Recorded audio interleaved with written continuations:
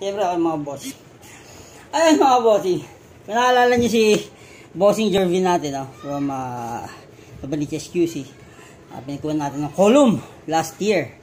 Ito meron na mga speaker galing sa kanya. Yung pa pala yung crown na speaker last time. Well, yung subwoofer na naman niya, binenta niya na naman. At syempre, inawitan ko yung gawa niyang subwoofer box. Nako, hinihingal ako kasi napakabigat ng box niya. So, hirap buhatin ng isang tao, napabigat. Anyway, ito yung gawa niyang box. May mga division pa sa loob yan. So, para siyang imported na dual. Nakikita nyo, kapal yung plywood.